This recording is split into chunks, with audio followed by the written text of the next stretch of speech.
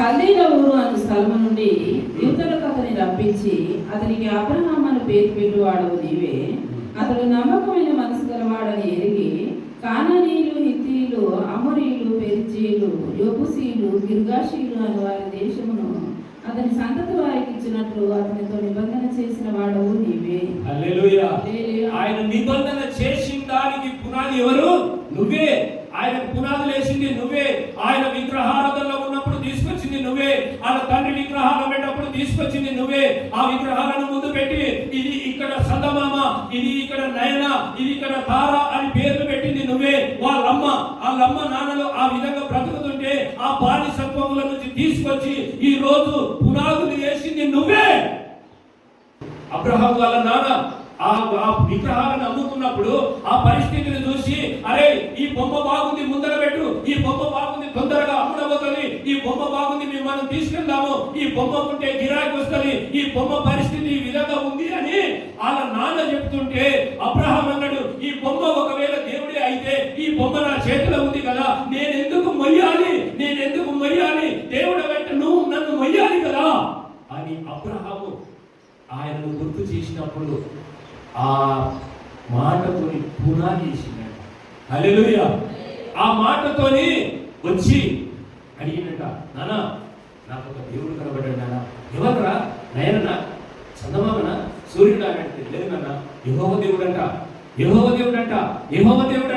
ఆయన మరి ఎక్కడ ఉంటాడే మనం ఎప్పుడు ఇవ్వలేదు కదా, మనకు తెలియదు కదా ఆయన ఎలాంటి వాడు, ఆయనకు రూపం ఉందా, ఆయన చూస్తాడా, ఒకవేళ పలుకుతాడా, మన చేతులు అయితే ఇవన్నీ బొమ్మలు ఉన్నాయి, ఇవైతే మాట్లాడలేదు కానీ ఆయన మాట్లాడతాడు. ఆయన మాట్లాడే దేవుడు నానా, ఆయన మాట్లాడే దేవుడు మాతో మాట్లాడిండు. అబ్రహామా ఈ ఊరును వదులు, అబ్రహామా ఈ దేశాన్ని వదులు, అబ్రహామా నీ స్థితిని వదులు, నేను పిలిచిన చోటుకు రా, అప్పుడు నీ పేరు మారిపోతుంది అని చెప్పి ఆయనే నాన్న అక్కడికి వెళ్దాం అని ఆయన పేరును కూడా మార్చి విశ్వాసులకు తండ్రిగా చేసి అలాంటి నగరాలలో పెద్ద పెద్ద పట్టణాలన్నీ కూడా ఆ పునాదులను వేసింది ఆయన నుండి.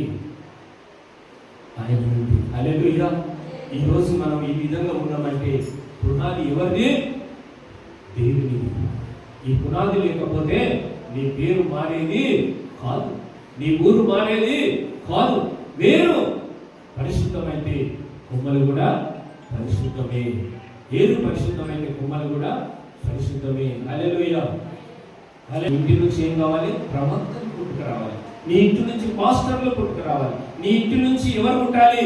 నీకు ఒక ప్రధాని కావడం గొప్ప కాదు, ఒక దేశ ప్రధాని అవ్వడం గొప్పే కాదు. ఒక దేశ ప్రధాని బిల్లీ గ్రహం అన్నాడు. బిల్లీ గ్రహం దగ్గరికి వచ్చి అయ్యా సార్ అని ఇద్దరు వ్యక్తులు వచ్చినట్టు పార్టీ. బిల్లీ గ్రహం దగ్గరికి ఇద్దరు వ్యక్తులు వచ్చినట్టు వచ్చి నా పార్టీ ఇది, నా పార్టీ ఇది, కానీ నా ఇద్దరి పార్టీల నుండి నిన్ను నియమిస్తున్నాము, అమెరికా అధ్యక్షునిగా ఉంటావా, అమెరికా అధ్యక్షునిగా ఉంటావా అని అడిగిరంట. హల్లెలూయా. అడిగినప్పుడు ఆయన అన్నాడంట, అమెరికా అధ్యక్షుడు అంటే ఏంది? ఒక పెద్ద కళ. ఒక్కసారి అధ్యక్షుడైతే ప్రపంచ పటంలో ఇలా నిలబడిపోతాడు, ప్రపంచ పటం చరిత్రలోనే నిలబడిపోతాడు. ప్రపంచంలో ఒక్కసారి అమెరికా అధ్యక్షుడంటే ఈ దేశంలో ఉన్న ఎన్ని దేశాలు ఉన్నాయో అన్ని దేశాలను తెలిసేటువంటి అలాంటి పోస్టు అమెరికా అధ్యక్షుడు అంటే. ఆయన దగ్గరికి వచ్చి మీరు నిలబడమంటే ఆయన ఏమన్నాడు? ఒకే ఒక మాట చెప్పిండు, హల్లెలూయా, నాకు దేవుడు ఇంతకన్నా పెద్ద పోస్ట్ ఇచ్చిందండి. అమెరికా అధ్యక్షుని కన్నా పెద్ద పోస్ట్ అది పాస్టర్. హల్లెలూయా, హల్లెలూయా. అంతకన్నా పెద్ద పోస్ట్ నాకు దేవుడు ఇచ్చిండు. ఆ దేవుడు ఇచ్చినటువంటి పోస్టు అమెరికా అధ్యక్షుని కన్నా పెద్దది, అమెరికా అధ్యక్షుని కన్నా పెద్దది. అలాంటి ఒక పోస్టును నాకు ఇస్తే నేను ఎప్పుడు కూడా అమెరికా అధ్యక్షుని కాలేను. హల్లెలూయా. ఆయన ఆశపడలేదు, లోకం వైపు చూడలేదు, లోకం వైపు ఆయన పరిగెత్తలేదు, రాజుల వైపు పరిగెత్తలేదు, ఆయన ధనికుల వైపు పరిగెత్తలేదు. ఆయన బ్రతుకు దినాలన్నీ కూడా ఒక యాజకునిగా, ఒక రబ్బానిగా ఆయన జీవితం, ఒక పాస్టర్గా ఆయన జీవితాన్ని గడిపిండు, ఒక ప్రవక్తగా ఆయన గడిపిండు. ఆయన ప్రవచనాలు చెప్పుటకు ఆయన నిలబడగలిగిండు. దేశ ప్రధానులే ఆయన దగ్గరకు వచ్చి సలాం సార్ మోకాళ్ళు వచ్చాయి. దేశ ప్రధానులే ఆయన దగ్గరికి వచ్చి మోకాళ్ళు వచ్చింది. రాజులకు రాజు, ప్రభులకు ప్రభు అని చెప్పింది కదా. ఆ పరిస్థితిని బిల్లి గ్రహం దగ్గరికి వచ్చి సాగిల పడే పరిస్థితికి వచ్చింది. అయ్యా, వా, నువ్వు రాజు. హల్లెలూయా. అట్లా నీ బిడ్డలు నీ మాట వింటే ఆ సొలొమోను రాజు అయింది కదా. ఆ రాజు కన్నా రాజు దేవుడు. హల్లెలూయా. రాజులను రాజులుగా చేసేటువంటి, దేవుని బిడ్డలను రాజులుగా చేసేటువంటి వాడు ఆయన. పాస్టర్ దగ్గరికి వచ్చి దేశ ప్రధానులు మోకాళ్ళ మీద కూర్చున్నారు ఒక్కొక్కరు వచ్చి. ఈరోజు నీ పరిస్థితి అలా, నువ్వు అలా జీవిస్తున్నావా? దేవుని ఆనుకొని ఉంటే, దేవునితో జీవిస్తే, దేవునిలో నువ్వు గడిపితే నీ బ్రతుకును, నీ పేరును, నీ ఊరును, సర్వమును మార్చి నేను ఉన్నత స్థానంలో నిలిపేటువంటి వాడిని నజరేయుడైన యేసు. హల్లెలూయా, హల్లెలూయా. నెహెమియా ఆ బాధను చూసి, ఆ బబులోనును చూసి, ఆ పరిస్థితులను చూసి, ఆయన అక్కడ ఉన్నటువంటి పరిస్థితిని చూసి, నా దేశంలో ఇక్కడ షూషాను కోటలో ఉన్నటువంటి ఇతను ఆయన పాస్టర్ కాదు, ఆయన ఒక ప్రవచనాలు చెప్పేవాడు కాదు, ఆయన మళ్ళీ ఉద్యోగస్తుడు. హల్లెలూయా.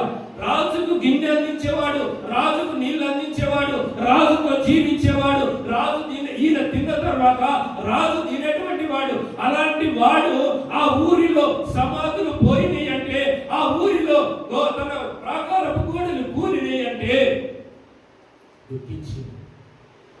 హల్లెలూయా. బబులోను సామ్రాజ్యంలో ఉన్న దానియేలు పాస్టర్ కాదు, ఆయన ఒక ప్రధాని. హల్లెలూయా. ఆయన ఒక ప్రధాని, కానీ ఆయన ఉద్యోగస్తులు వాళ్ళు. కానీ దేశ క్షేమం కోసం, సంఘ క్షేమం కోసం, ప్రజల క్షేమం కోసం నిరంతరం ప్రయాసపడుతూ దేవుని అడిగేటువంటి వాళ్ళు వీళ్ళు. ఈరోజు నెహెమియా పరిస్థితి అదే, బబులోను సామ్రాజ్యంలో ఉన్నటువంటి దానియేలు పరిస్థితి అదే. కానీ వాళ్ళు దేవుని ఆనుకొని జీవించేవారు. దైవజనమా, మరి మీ కుటుంబాలలో మీరు ఆ విధంగా జీవిస్తున్నారా? అలాంటి బ్రతుకు బతుకుతున్నారా? అలాంటి పరిస్థితులలో మీరే ఉంటే, అలాంటి స్థితిగతులు మీకే ఉంటే, ఈరోజు మీరు దేవుడు మరొక అబ్రహాం లాగా, నెహెమియా లాగా, దావీదు లాగా, మరి దానియేలు లాగా మీ కుటుంబాల వర్ధిల్లును గాక. మీరు ఆశీర్వదించబడుతురు గాక. మీ కృప, దేవుని కృప అనునిత్యం మీకు తోడుగా ఉండును గాక. మీకు పుట్టిన ప్రతి బిడ్డ ఈ రాజ్యంలో, రాజ్యాధికారంలో ఉండును గాక. హల్లెలూయా. దేవుడి వాక్యాన్ని దీవించును గాక.